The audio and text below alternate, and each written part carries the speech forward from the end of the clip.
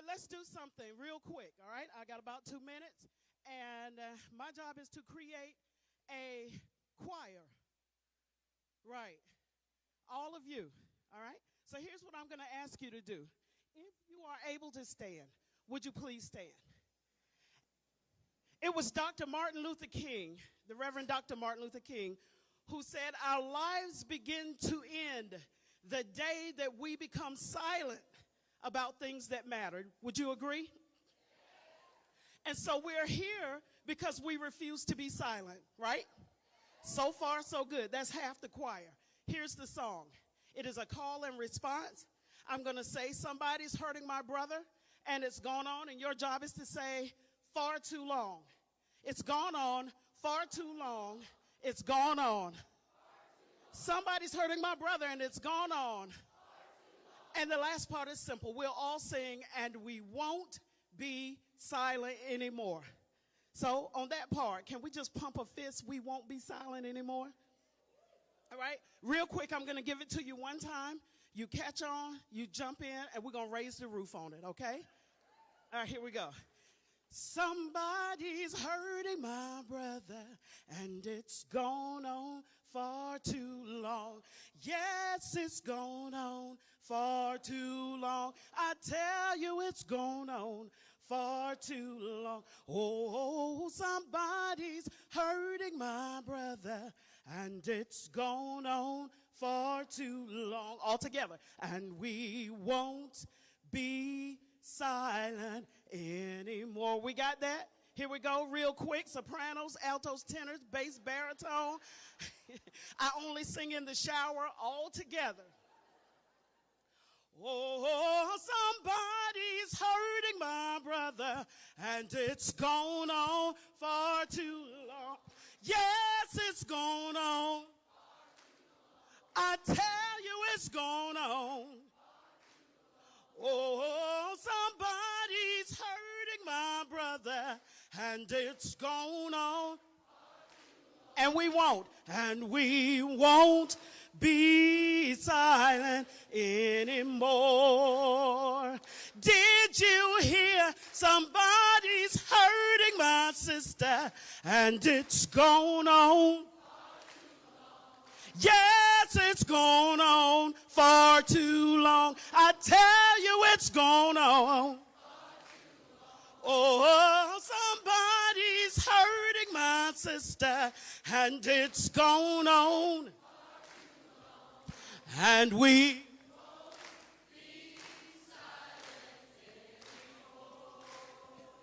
did you know somebody's stealing our wages, and it's gone on? Yes, it's gone on. I tell you, it's gone on. Yes, somebody's stealing our wages, and it's gone on. And we won't be silent anymore. Don't you know somebody's been lying to the people, and it's gone on? Yes, it's gone on far too long. I tell you, it's gone on. Yes, somebody's been lying to the people, and it's gone on. And we... Oh, you sounding good right now. Yes, somebody's hurting our families, and it's gone on. Yes, it's gone on. I tell you, it's gone on. Oh, somebody's hurting our families, and it's gone on. And we won't be silent anymore. Can we do one more? Don't you know somebody's hurting our children, and it's gone on? Yes, it's gone on. I tell you, it's gone on. Oh, children, and it's gone on. And we won't be silent. Let's keep singing that part right there. And we won't. And we. I need you to kind of raise it up a little bit. And we. If you mean it, come on and pump your fists and sing it. And we won't be silent anymore. One more time, and we're going to hold it out this time. And we won't be silent. Watch me. Anymore. You're a wonderful choir. Wonderful choir.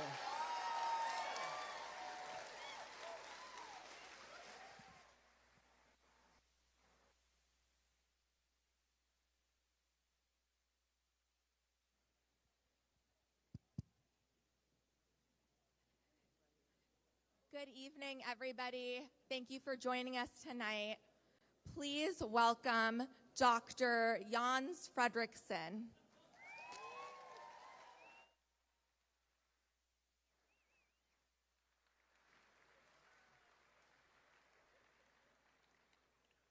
Good afternoon and welcome to the historic campus of Fisk University. My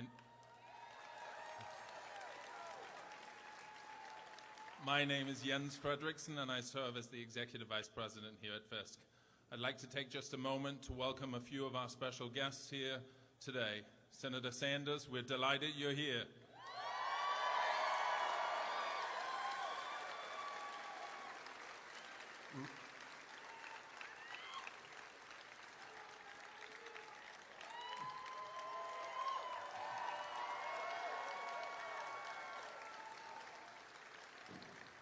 Reverend Barber, it's a pleasure having you on campus.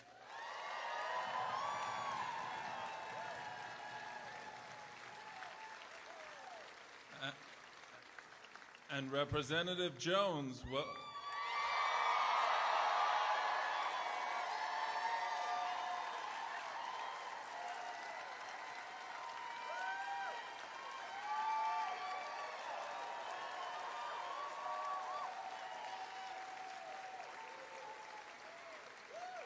I'll let you in on a little secret. He's on campus all the time, but it's still the greatest pleasure. To other speakers, thank you so much for being here. And finally, as a point of privilege, greetings to our Fisk trustees and our trailblazing gymnastics team that are here with us today.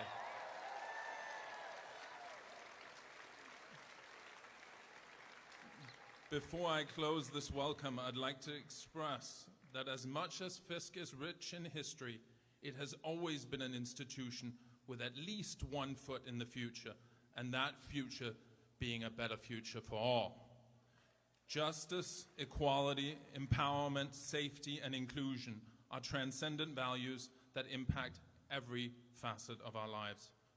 Fisk has always been and will always embody a haven for these values and their perpetual cultivation and dissemination. Welcome to Fisk. Thank you. Thank you. Please welcome Alana Royale.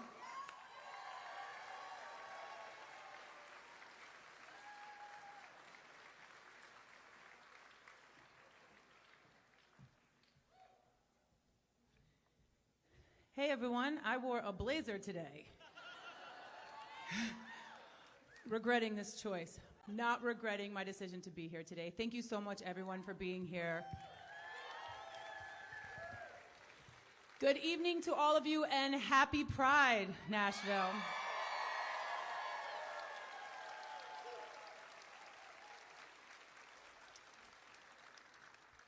It is my absolute honor to stand here today alongside these pivotal figures in the fight for equity, liberation, and justice. Not to mention, we are also on what I would consider to be sacred ground, Fisk University here, where a generation of civil rights icons first planted roots of a movement. I'm supposed to be on my way to Minneapolis right now to start a tour tomorrow, but this event really took precedence over a gas station in Iowa lunch. So I'm very happy to be here and not in the middle of Iowa right now, but I will be there tomorrow.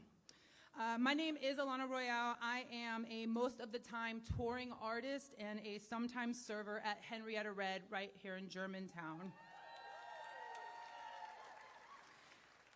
As a musician and a restaurant employee, I do know a thing or two about being overworked and underpaid. I know about the financial anxieties of managing my career, my health, my mental well-being, and my mortgage. We are here today to discuss Tennessee minimum wage.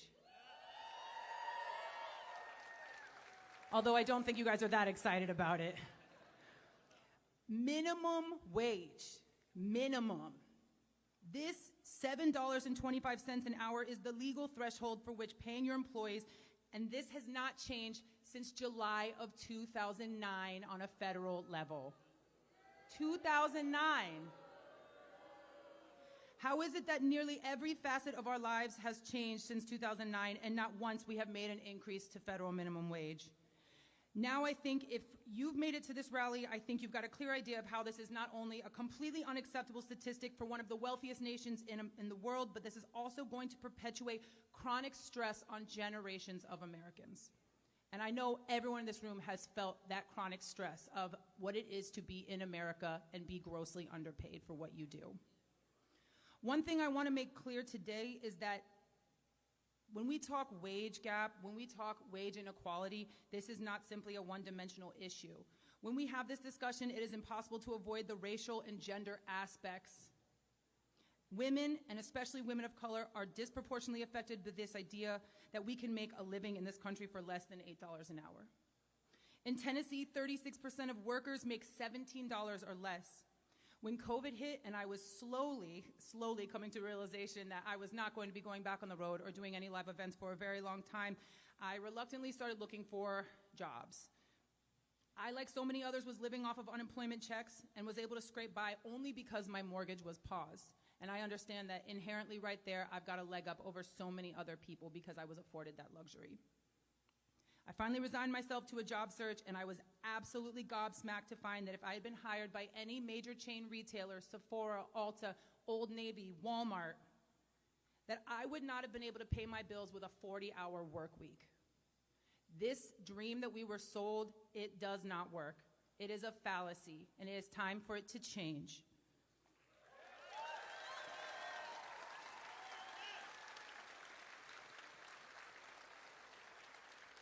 We are living in a broken culture of impossibly low wages and a tipping system built off the tenets of segregation and racism.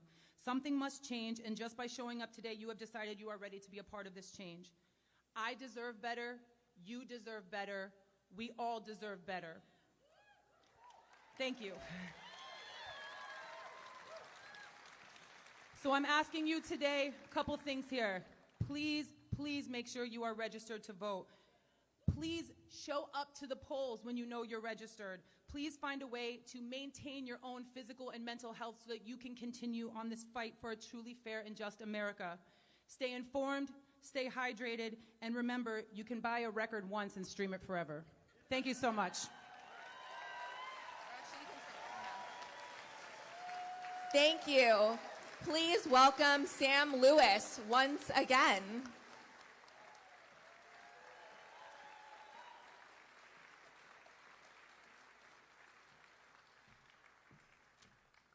Hello, hello, you all right? That was mediocre. You okay? There you go. Well done. My name's Sam Lewis. I normally speak with a guitar on, so this is incredibly awkward. But we're going to get through it if you just hang in there with me, all right? I'm extremely honored to be here today, to have been asked to come and share some of my songs and a little bit about myself, which I will keep it brief. I've called Nashville home for the last 14 years. It's the longest I've lived anywhere, which is quite an achievement, considering I was enrolled in nearly 20 different public schools before graduating from Carroll County High School in southwestern Virginia. My parents were both blue-collar workers. We moved from state to state, from one low-paying job to another. barely keeping the lights on. At 17 years of age, I had to be independent. This meant buying my own car, my own mobile phone. We called them mobile phones then. And maintaining them. I lived with my mother and her husband at this time. So all of us doing our parts to make ends meet felt more like roommates. My first job was at the local Burger King, making $4.85 an hour, which was minimum wage at the time.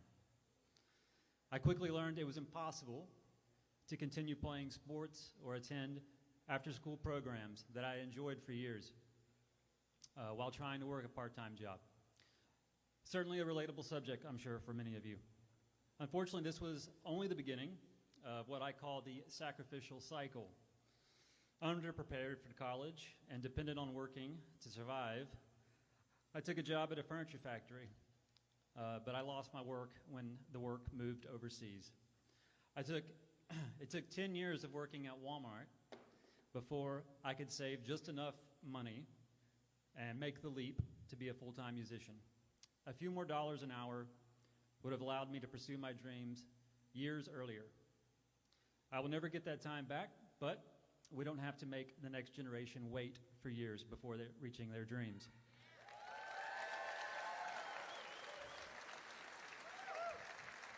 The working poor of America need help, and we can do it. Corporate America can afford to pay a few extra dollars an hour. They will still profit, trust me. Too many of our elected leaders, the wealthy, and corporations have chosen poverty and homelessness for us all to dwell within. They act as if inequality is somehow morally justified, when we all know it is not true. Just voting isn't enough. Just showing up to rallies isn't enough. Show someone your heart. Expose your love. And let's change this world for the better. It's an unbelievable honor to share this evening with Senator Bernie Sanders, Reverend William Barber, and our own and fantastic state representative, Justin Jones.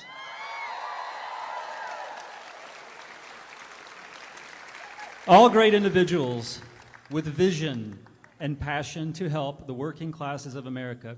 They can't do it alone. We have to help them. We have to vote. We have to show up and be counted. Thank you so much. Thank you very much. Now please welcome Miss Honey Harris to the stage.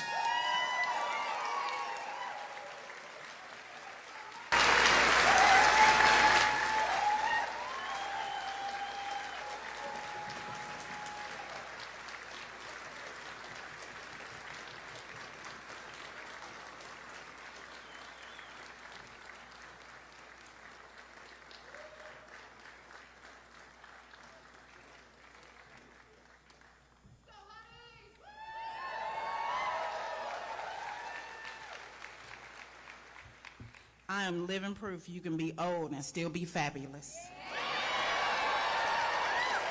Okay. I'm Honey Harris. I want to say welcome, sweet lambs and gentle giants. Thank you for being here, most powerful. I'm used to little bitty babies, but I see everybody as somebody's baby. Okay? I am a paraprofessional with MMPS schools.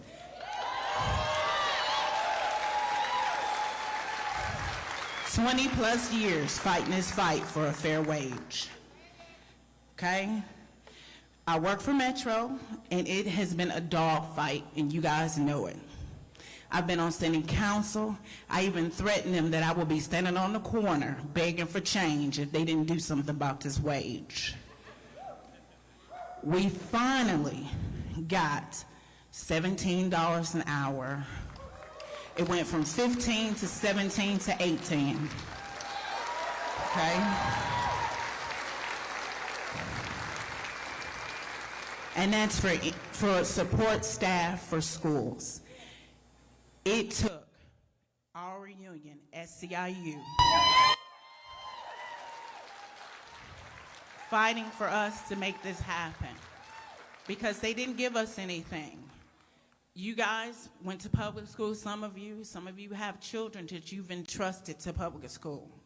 Understand, we are there from the time the doors open to the time the doors close. And I love my teachers, sisters, and brothers, but understand something. The pandemic proved they can't do it without me. They can't do it without me. So I want to live and play in Nashville just like everybody else. I am a mom of a 29-year-old MMPS graduate and an 11-year-old current MMPS student. So that's 17-year difference, and I've been in this fight, and I'm gonna stay in this fight. Understand, we need you to vote. If you have your child in public schools, we need you to be on PTO. We need you to show up at city council. We need to show up at school board. We need you to show up every time the school door opens and you're not working. We need you to show up because parents have the power. Parents are the voters. You are the first and the best advocate for your children. Understand that.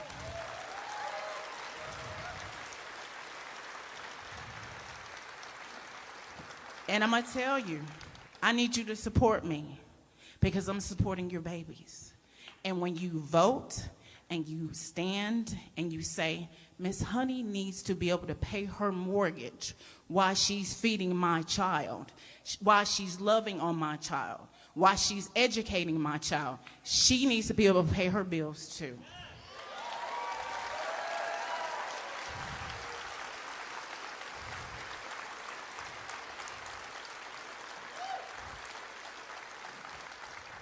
As you guys very well know, they've said 725 in Tennessee. Nashville is the it city. Let's show them. We're going to start right here. Give a livable wage to people who live and work in this state.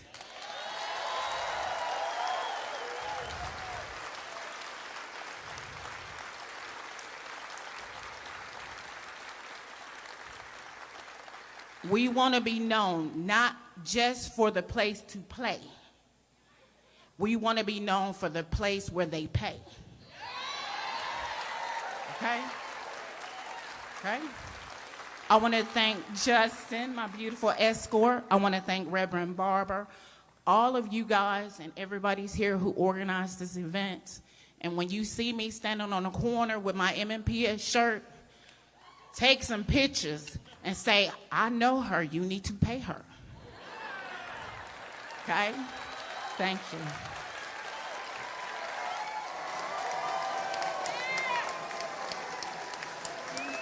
Thank you, Miss Honey.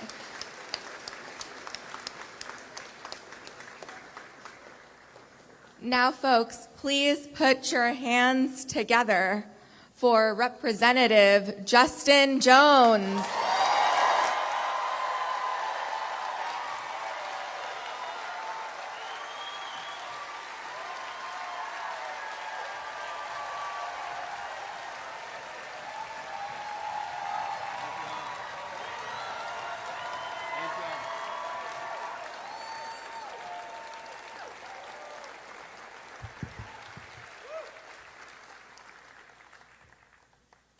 Ain't no power like the power of the people. Because the power of the people don't stop. Say what? Ain't no power like the power of the people because the power of the people don't stop. Ain't no power like the power of the people because the power of the people don't stop. Ain't no power like the power of the people because the power of the people don't stop.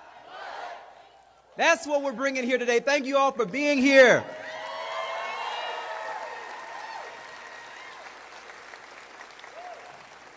We gather here not for one campaign or one candidate, but we gather here as a movement in a space that is very historic. I just want to ground us in where we are right now. We are in the same gymnasium where in 1960 Dr. King came to speak to the Nashville citizens and said, I came to Nashville not to get inspiration, not to bring inspiration, but to get inspiration from the movement that is happening here. And I say in 2023, a movement is once again happening in Nashville and Tennessee.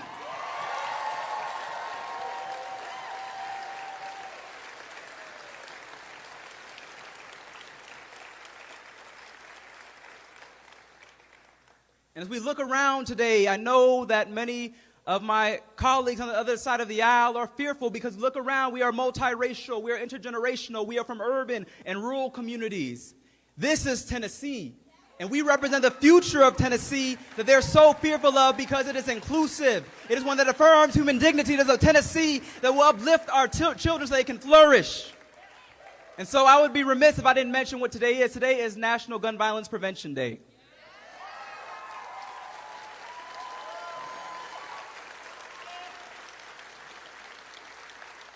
And we have a movement being led by young people and parents and teachers and clergy saying that we want to live in a state where we have living wage jobs, where it's more easy to access a living wage job than it is to get an AR-15. That's the state we want to live in.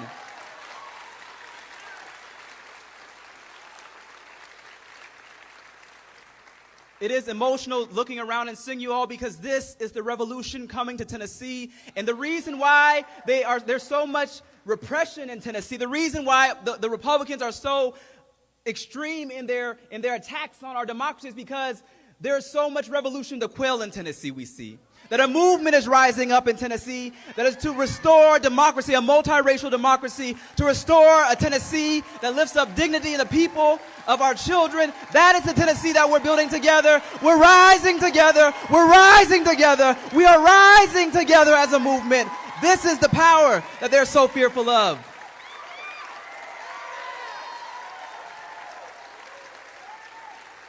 And so as we talk about wages, because that's what we're talking about, but we know that economic justice is a racial justice issue.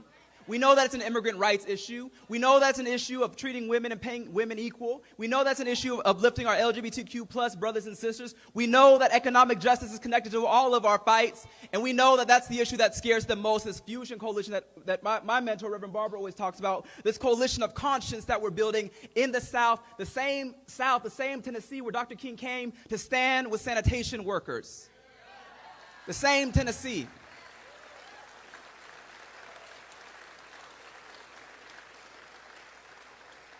And 55 years later, we are still fighting for workers and our neighbors and our families and ourselves to be treated with dignity in a state where we have corporate bailouts for a new Titan Stadium. We have money to afford to give FedEx tax incentives for their fuel, but we don't have enough money to pay people a living wage. We default to $7.25, and we say you cannot survive off $7.25. We are fired up and we are fed up, and we're not going to take it anymore.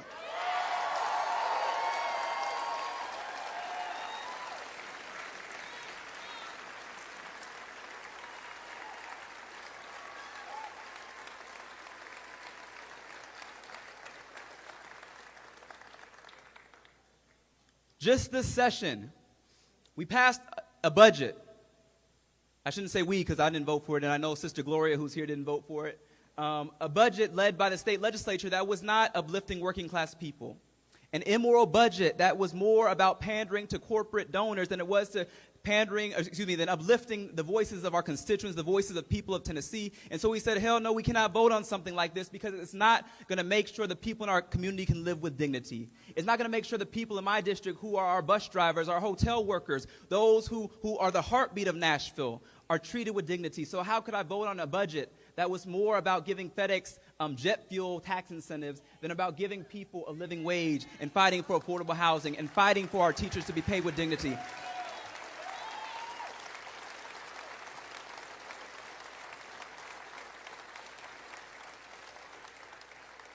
And so we know that as Uncle Bernie, Brother Bernie is here, is going to be talking about the federal level. We know that we also must fight at the state level because that state capitol is walking distance from here.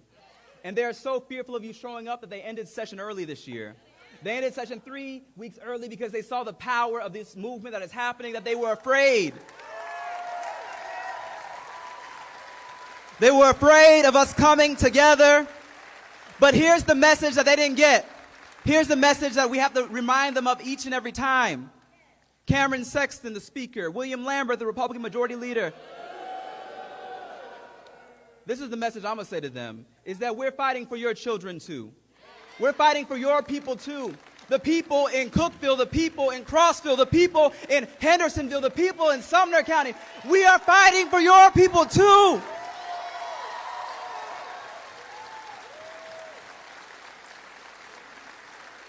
And so as we leave this rally this summer, we will be traveling to these districts around our state. We hope you join us. We hope you stand with us because there's more of us than them.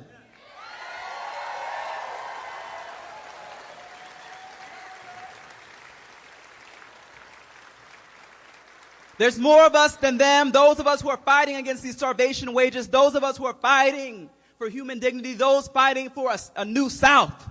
You know, segregationists had a saying that the South will rise again. I say, let's rewrite that. The South will rise anew. The South will rise anew. We are rising as a new South, as a new Tennessee, as a new Nashville, as a new Memphis, as a new Knoxville, as a new 10 Mile, Tennessee, wherever you're from, Chattanooga, we are rising together to build a new South, and that is a South that is worth fighting for. It's a South that will redeem this state. It's a South that will redeem this state.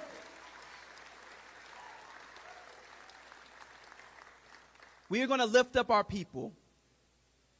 Because yes, Tennessee is the birthplace of the Klan, but it's also the birthplace of the Nashville student movement. It's also the same Tennessee where Highlander Folk Center was, where civil rights leaders across the nation would come. It's also the Tennessee that desegregated Clinton. It's also the Tennessee where the people saw the buses burn. They said, we'll continue the freedom rides. We are that same Tennessee. We come from a legacy of liberation. We are a people of progress, and we must reclaim the narrative. We must reclaim our state and lift together to make sure our people can rise.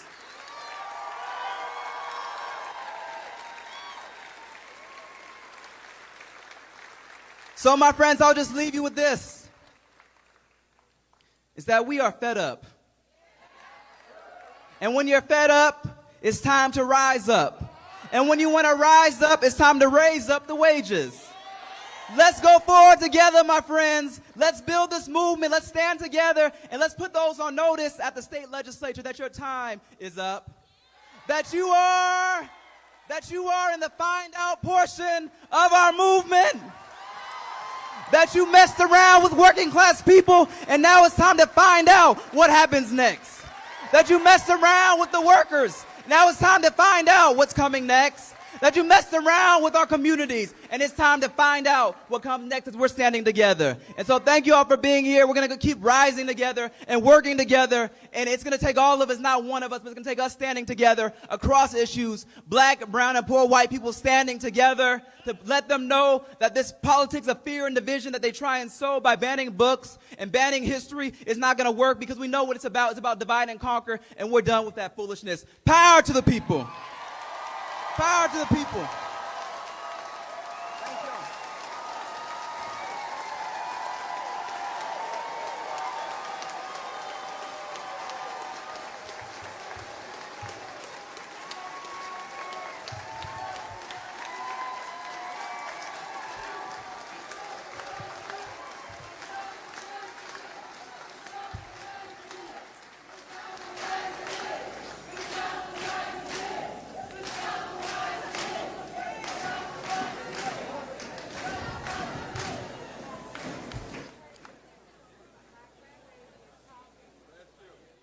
Thank you, folks. Now put your hands together for Bishop William J. Barber II, founding director of the Center for Public Theology and Public Policy at the Yale Divinity School.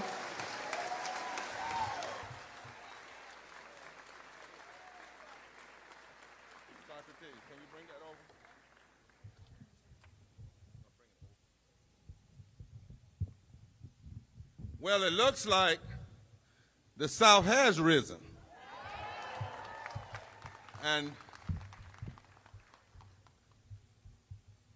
But I don't know if this microphone has. You are witnessing a third reconstruction. It's good. You're witnessing the third reconstruction right now.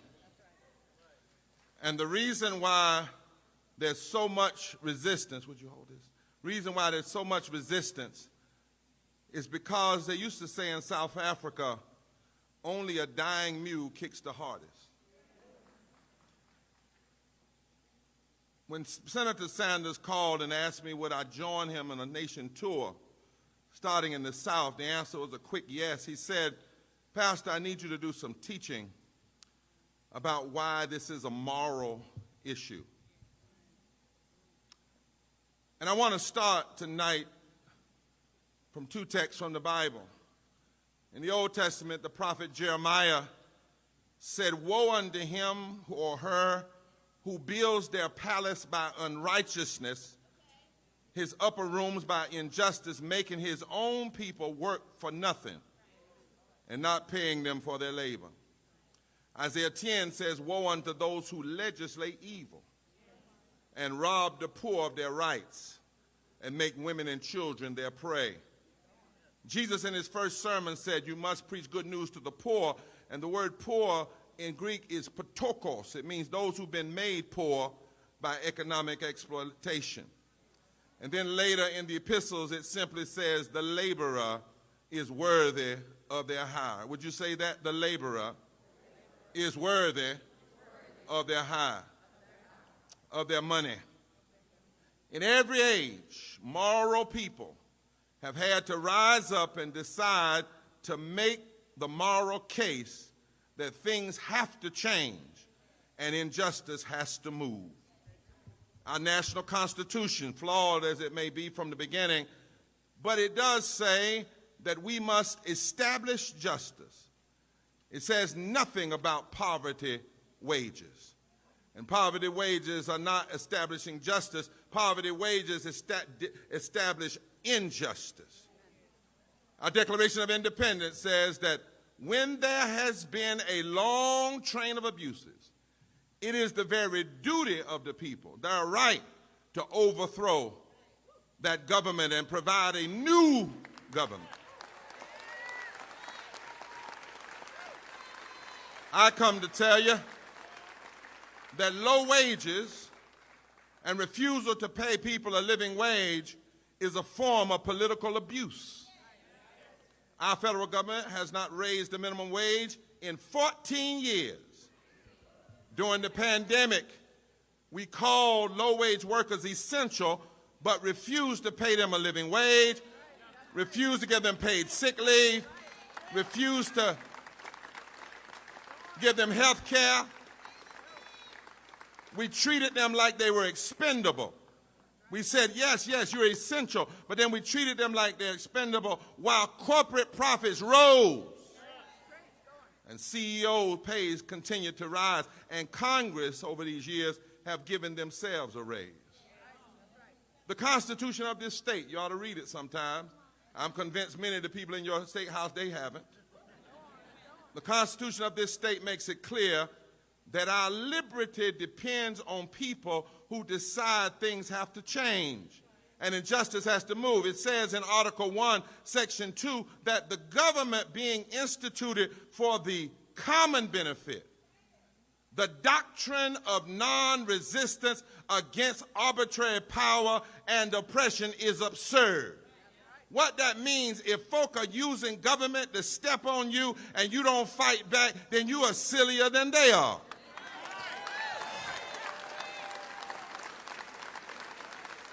And so in every age, there comes a time when people have to rise and decide things have to change and injustice has to move.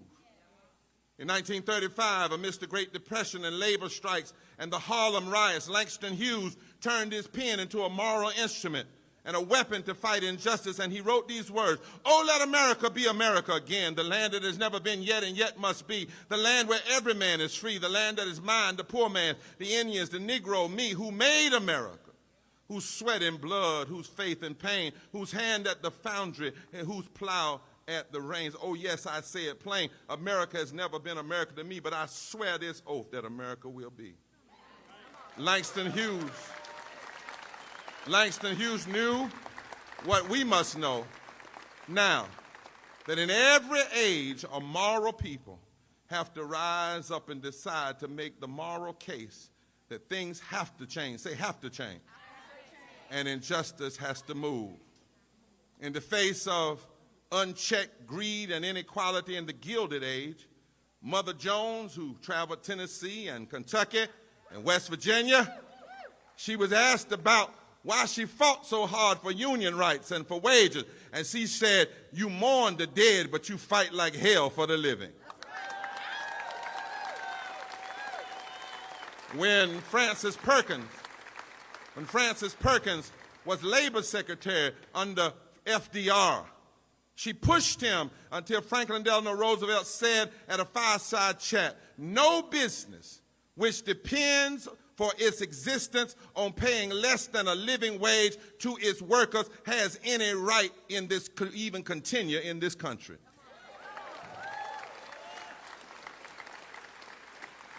Did you know that at the March on Washington, they were fighting for a $2 minimum wage, which indexed by inflation would be 15 to 17 today?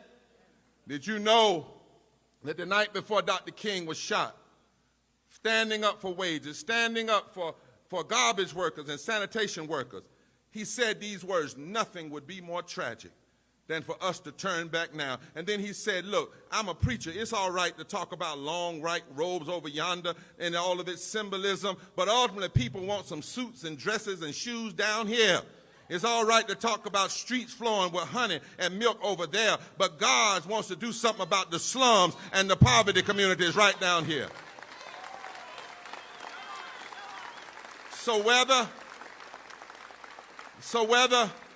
through the testimony of Scripture, our Constitution, or the witness of justice servant leaders down through history, I've come to make it clear that minimum living wages aren't a far-left idea.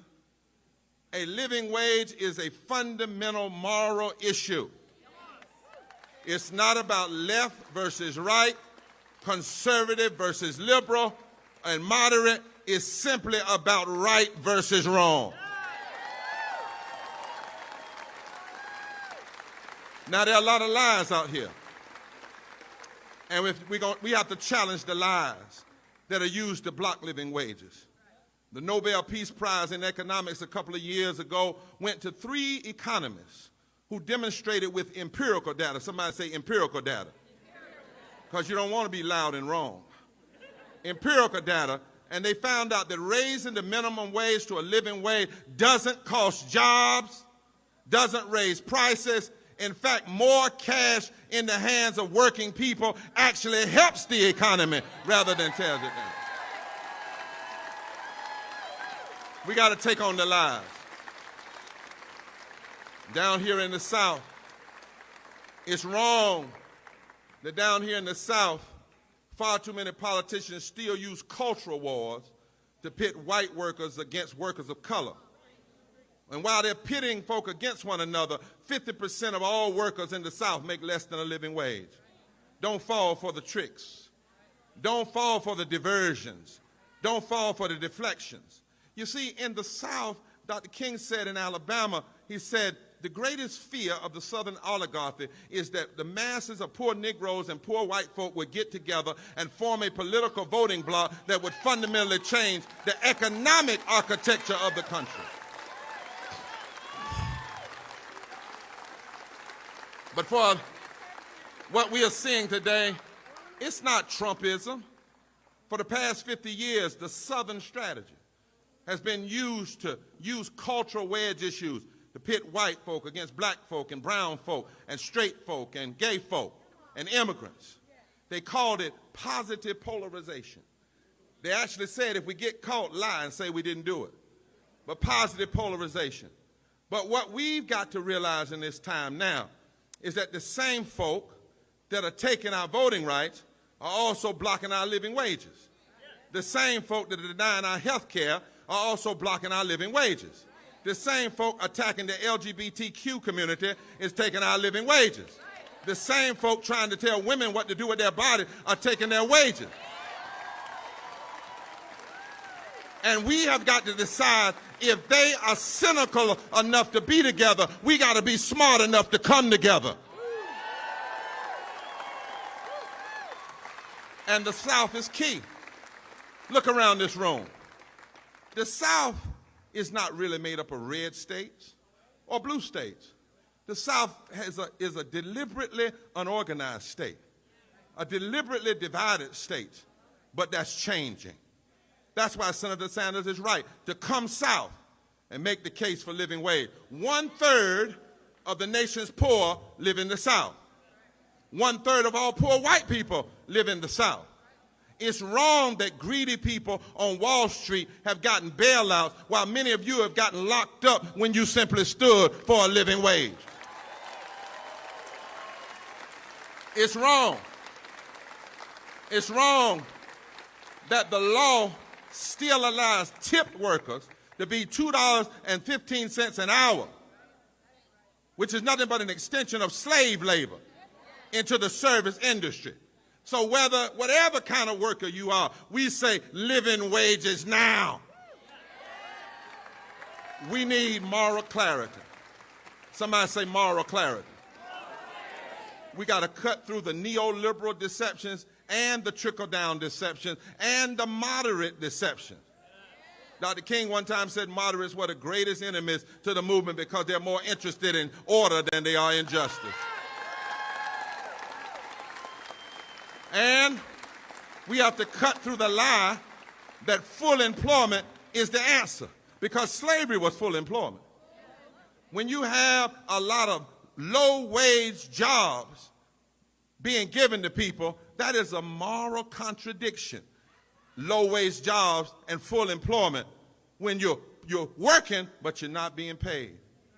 The moral priorities of extremists are so off that just last night they argued to the whole world that the way to save the world's economy and the nation's economy is to kick needy people off a food stamp. What a disgrace.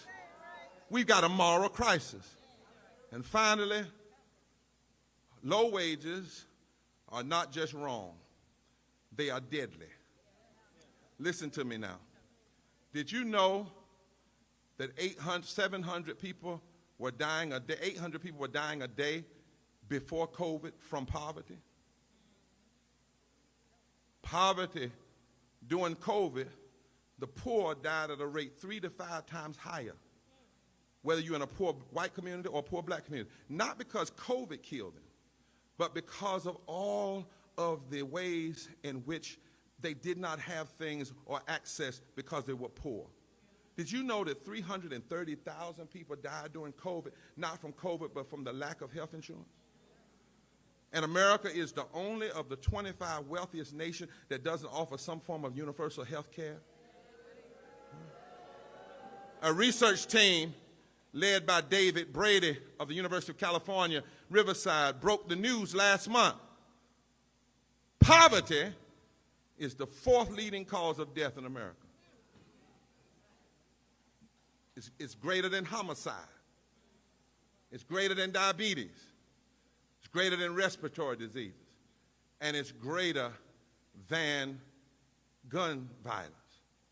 And that's why it's so bad when preachers get up and try to justify injustice, because what they really are doing is saying so much about what God says so little and so little about what God says so much. A $7.25 poverty wage is a death wage. And when you refuse to raise the living wage, you are engaging in policy murder. People are beyond frustrated. Things have to change. No longer can we accept that before COVID, there were 140 million poor and low-wealth people in this country. 43% of adults, 53% of children, 26 million black people, 66 million white people, 73 million women, 68% of Latinos, more than 40 million workers making less than $15 an hour. We need living wages now. 46% of all the people in Tennessee are poor and or low income. That's 3 million people. 56% of your children, 48% of women, 1.6 million, 61% people of color, 1.1 million, 41% of white people in Tennessee, 2 million people. So workers, don't let up. Make them hear you. Make them see you. Make them feel your power.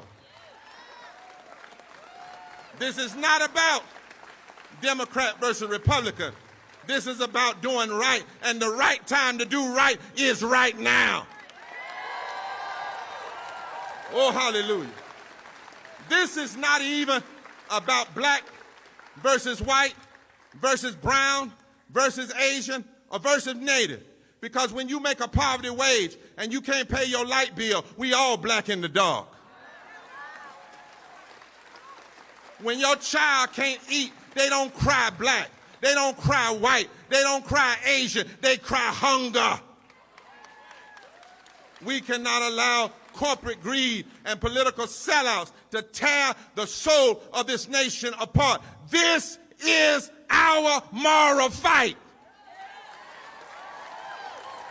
We are fighting to save the nation's soul and the nation's substance.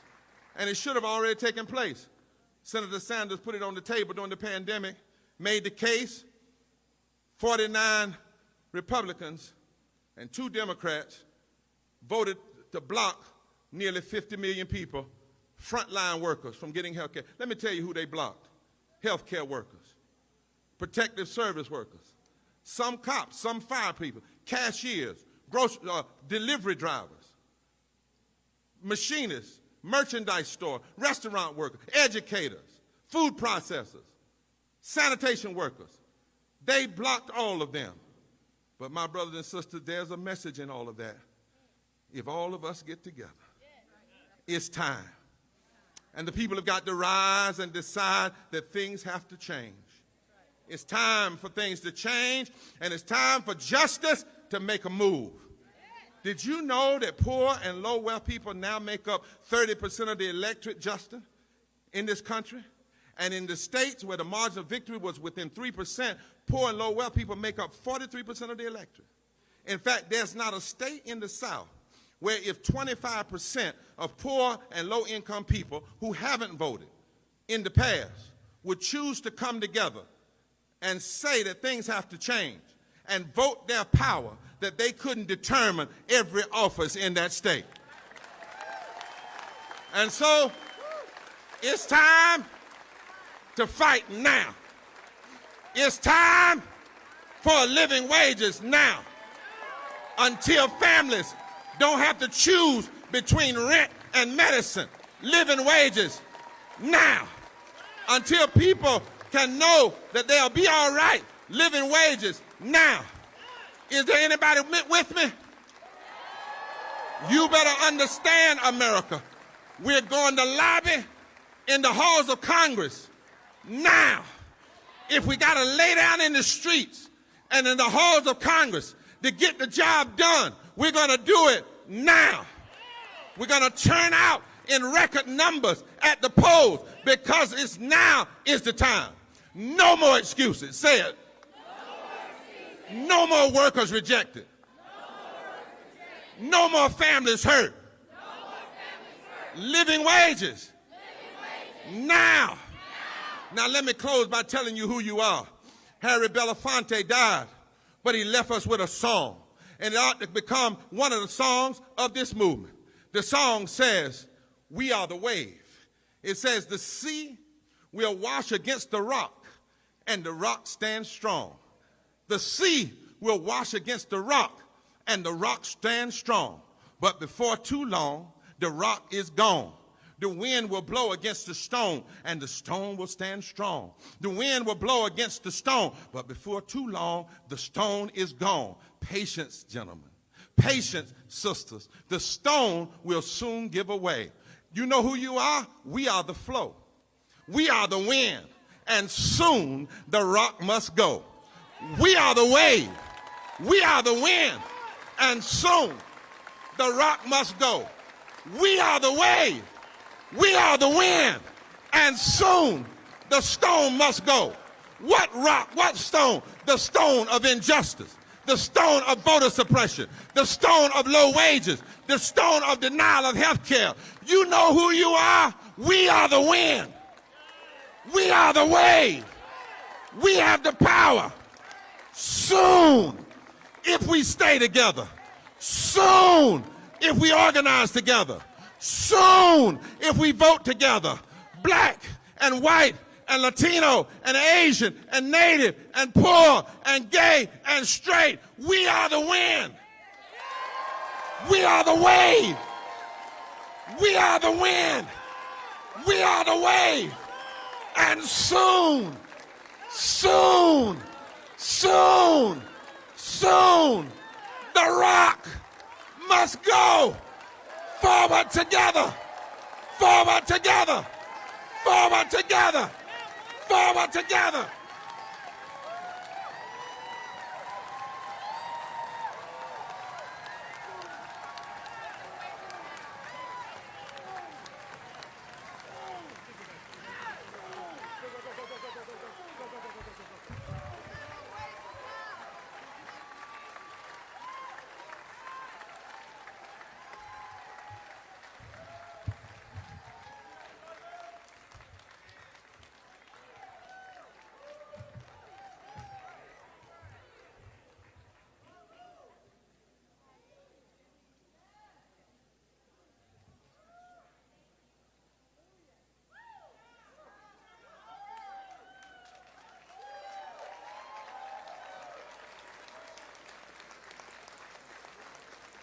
Thank you, Bishop Barber. Now, please put your hands together for the senator from Vermont, Senator Bernie Sanders.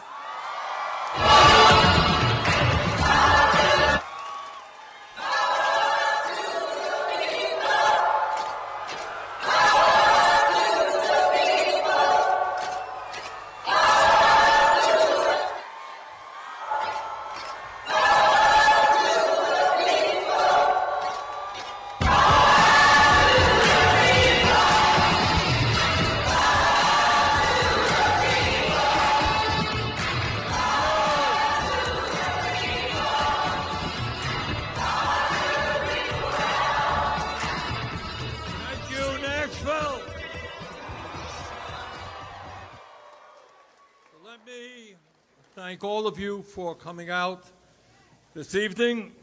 This is a wonderful turnout, and we appreciate you being here. Let me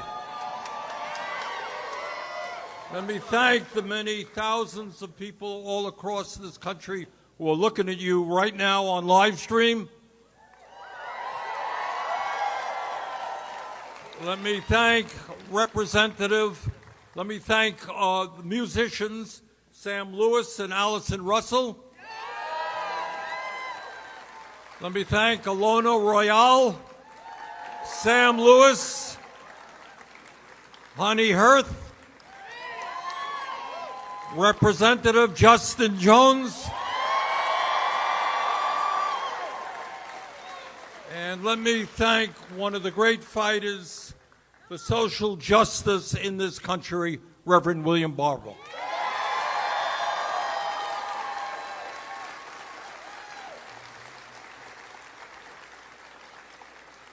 The reason that we are here tonight is not complicated. In the richest country in the history of the world, we demand an economy that works for all, not just the few. We demand an economy that is based on justice.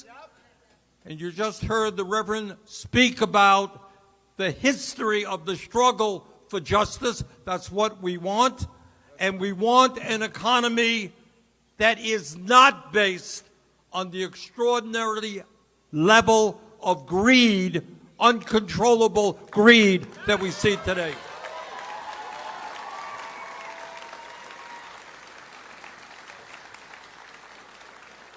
You know, in Vermont, and I am sure in Tennessee and all over this country, we have a serious problem with addiction. We have drug addiction and alcohol addiction, tobacco addiction. We have all kinds of addiction. But maybe the most egregious addiction of all is that our ruling class is seething with greed. They cannot get enough.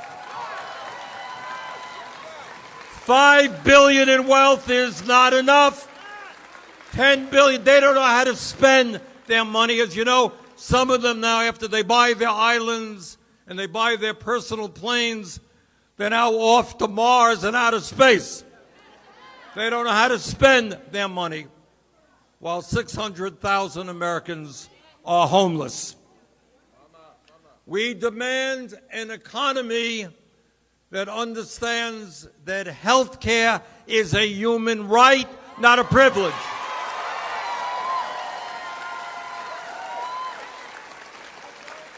We demand a health care system whose goal is not to make tens of billions for drug companies and insurance companies, but to provide quality health care to every man, woman, and child in this country.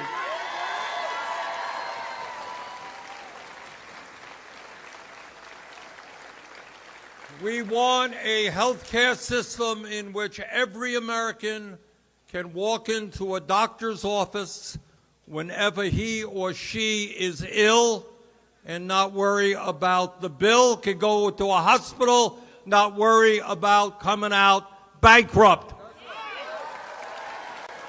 Now, some people may tell you this is a radical idea. It exists in virtually every major country on earth. If Europe can do it, if Canada can do it, you know what? United States of America can do it as well.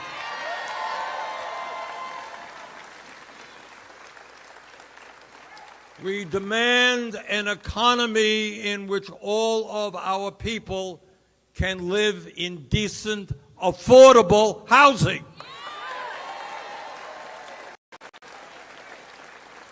Wherever I go, in my state of Vermont or all over this country, what I hear is people simply cannot afford housing.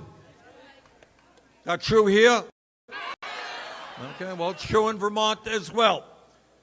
And communities cannot even attract the nurses or the firemen or the cops that they need because there is no affordable housing. So maybe, just maybe, instead of spending tens of billions more on the military, how about building the affordable housing that we need?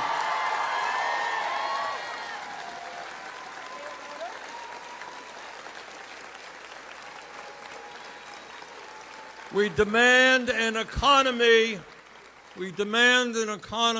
that makes sure the elderly in our society can retire with dignity. Half of older Americans have nothing in the bank as they approach retirement.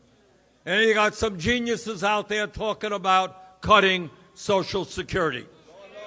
Well, we're not going to cut Social Security. We're going to expand Social Security benefits.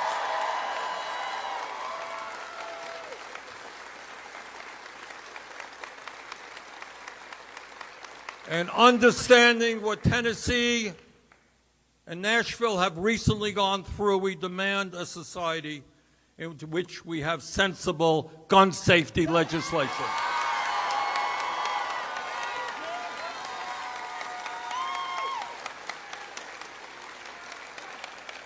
You know, I go around my state a lot. I go around the state of Vermont a lot, and I go into a lot of schools. And it is almost unspeakable. And frankly, it's one of the issues I don't like talking about because it is so horrific and so painful.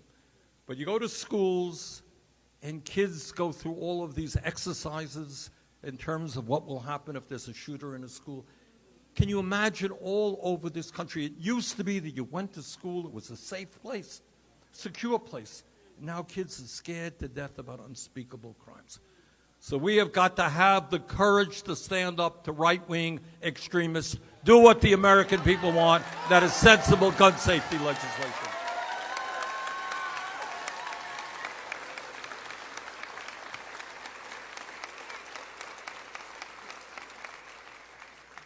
And as Reverend Barber said so effectively, we are here today to state as emphatically as we can that in the year 2023, no one in America should be forced to work for starvation wages.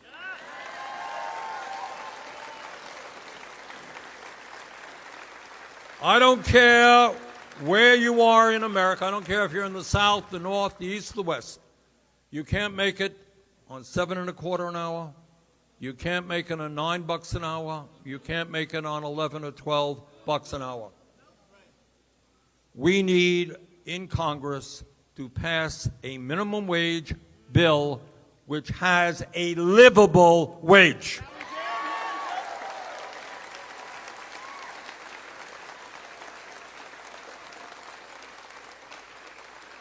And as the chairman of the Senate Health, Education, Labor, and Pension Committee, which has jurisdiction over this issue, with you and with the American people, we're going to do everything we can to raise that minimum wage to at least 17 bucks an hour.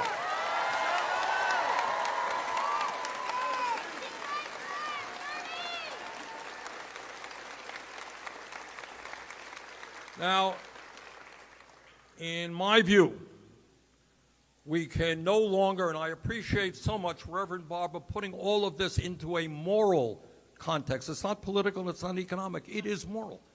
It is not moral when the billionaires get richer and working families struggle to put food on the table.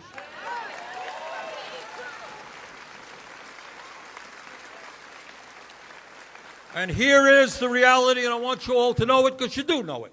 We don't talk about it enough. We don't talk about it in Congress. We don't talk about it in the corporate media. But here is the truth, and that is for the people on top, the economy today in America has never, ever been better. They have never had it so good. But for working class people, in many instances, our people are falling further and further behind as they struggle to pay their grocery bills, their rent, their health care bills. Today in America, and we don't talk about it very much, but it's time that we do. We have more income and wealth inequality now than ever before. Now you tell me the morality, the decency of 3 people on top owning more wealth than the bottom half of American society, 165 million people. How much do they need? How many homes do they need? How many islands do they need to buy when children in America go hungry? Today, while nearly 18 million American families are paying more than 50% of their limited incomes on housing. You all know those folks, right? There you go. And nearly 600,000 Americans are homeless. The top 1% own more wealth than the bottom 90%. Today, while millions of ordinary workers are working longer hours for lower wages, the CEOs of the largest corporations now earn 400 times more than the people they employ. 400 times. And that is the largest CEO worker differential in the history of this country. When I was a kid, it was 20, 30 to 1. You know, CEOs always made more money than workers. Nothing new about that. 20, 30, 50 to 1. Now it is 400 times. And I want to tell you something else that is not talked about in Congress or in the media. And that is, since 1975, there has been a massive redistribution of wealth. You know, you hear our corporate friends, they're worried, oh, how terrible it is to redistribute wealth. Well, guess what? In the last 50 years, there has been a massive redistribution of wealth, but it's gone the wrong way. Over the past 50 years, more than $50 trillion in wealth has been redistributed from the bottom 90% to the top 1%. You got that? $50 trillion from the bottom to the top. Now, today in America, and I'm sure I don't have to tell this to anybody here, 60% of our workers are living paycheck to paycheck. I grew up in a family that lived paycheck to paycheck. Many of us today, many of you are living paycheck to paycheck. And I'll tell you what that means.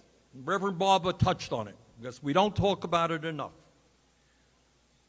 It means that every single day when you live paycheck to paycheck, when you are worried if you're going to be able to afford rent, when you're scared to death that if your car breaks down, you can't get to work, you're going to get fired. When you're worried if your kid gets sick, how are you going to afford a medical bill? And if, God forbid, somebody ends up in the hospital, how are you going to pay a $50,000 bill? People are worried and stressed out. And you know what the doctors tell us? Stress kills. Living paycheck to paycheck leaves you with no sense of security.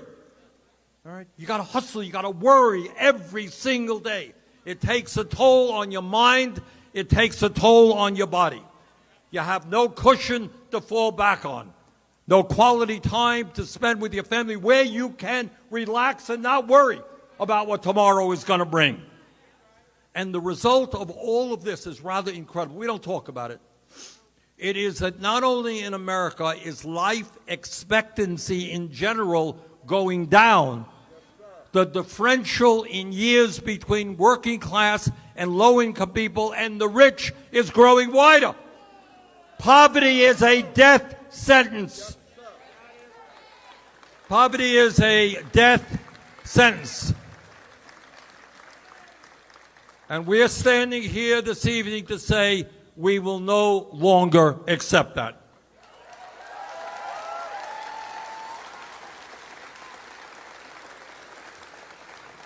It is no great secret that here in Tennessee or in Vermont or any place else, the American people are angry. And sometimes, unfortunately, people are taking out their anger in a bad direction. Well, if you're angry out there, you have a right to be angry, but take it out on the people who are causing your family misery, not your coworkers. Don't take it out on people because their skin color is different than yours, or their sexual orientation is different than yours. Take that anger out on those greedy people on top who want it all at the expense of all working people.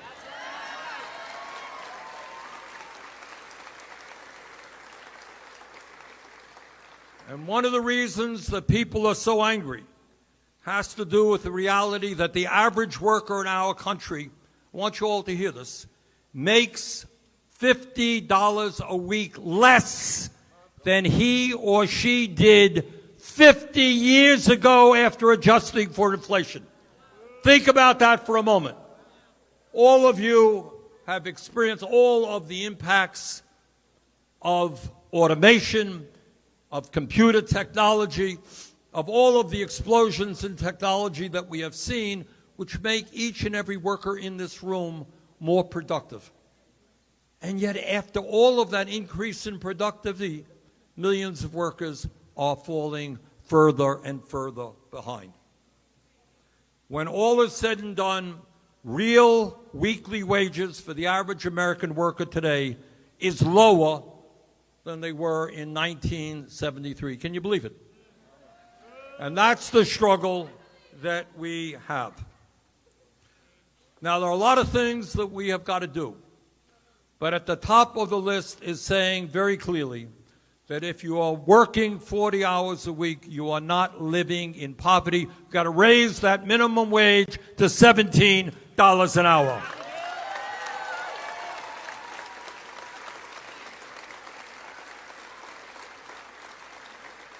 It is not acceptable that today, in the richest country in the history of the world, nearly 35 million American workers make less than $17 an hour. And it is a national disgrace. And as a member of Congress, I'm embarrassed to tell you, Congress has not passed an increase in the minimum wage since 2007, 16 years ago. Can you believe that? Think of what's happened in the last 16 years. Congress has not raised the minimum wage. So yes, together, we are going to raise the minimum wage to a living wage, because in this country, a job should lift you out of poverty, not keep you in it.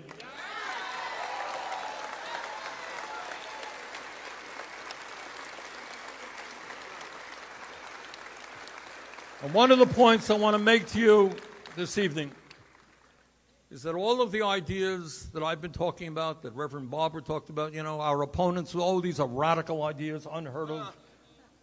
These are ideas that the American people believe in, that they want. We are not the extremists. They are the extremists in denying what the American people want.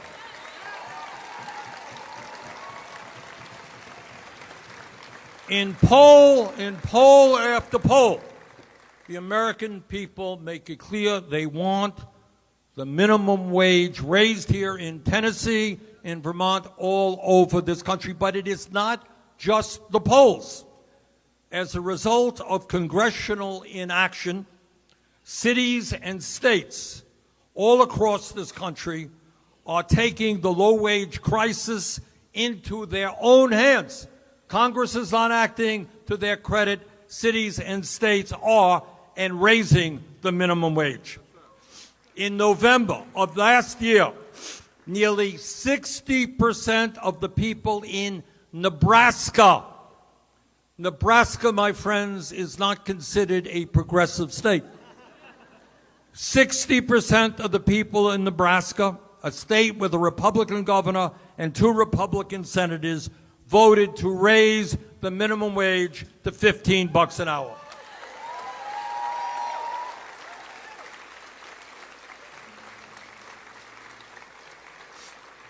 And we all know about Florida and their wonderful governor. In November of 2020, 61% of the people in Florida voted to raise the minimum wage in that state to $15 an hour.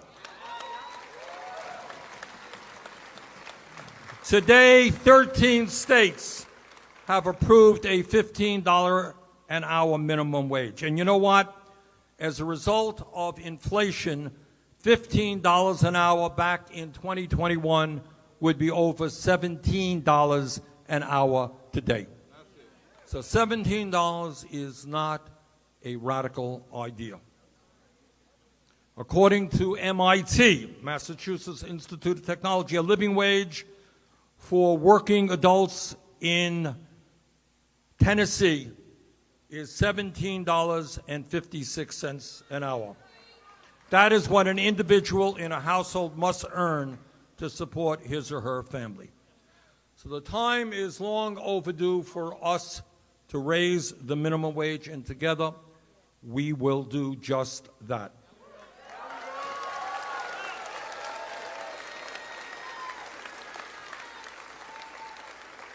And while we deal with the federal minimum wage, we must also address the scandal of the tipped wage, which has been stuck at $2.13 an hour for more than 30 years. Think it's time for a raise there?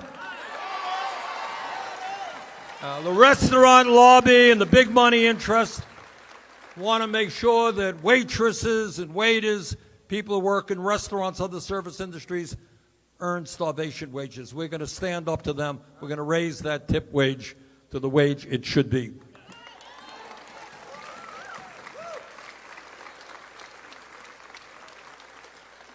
Brothers and sisters, the biggest impediment we face to change is not just the billions of dollars that big money interests put into politics in our corrupt political system. That's a real problem. It's not the biggest problem. Biggest problem is not just employers trying to break unions That's a big problem. It's not the biggest problem. The biggest problem that we have gets back to something that Nelson Mandela said a long time ago. And he said that everything seems impossible until it happens. In other words, what the system, what the moneyed interests, what the establishment wants you to believe is you're powerless. They got all the money. They got all the power. They own the media. They can take your job and ship it to China tomorrow. You got nothing. And what we are here to say, Reverend Barber made this point better than I do, is that when they divide us up, they win. When we stand together, black and white and Latino, Native American, Asian American, when we stand together as working people, gay and straight, at the end of the day, the 1% is very powerful. I would not deny that for a moment. I am not a mathematician, but I do know that 99% is a hell of a bigger number than 1%.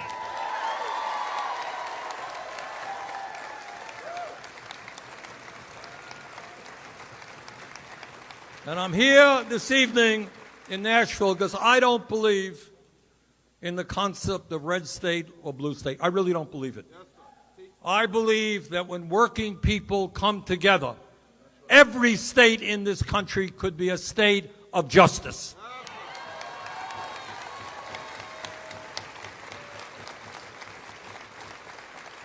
So let me thank all of you here in Tennessee, because I know the politics are difficult. I do know that. And I know it's hard to stand up for justice. But I thank you all, and I applaud what you're doing. Let's go forward together. Let's transform this country. Thank you very much.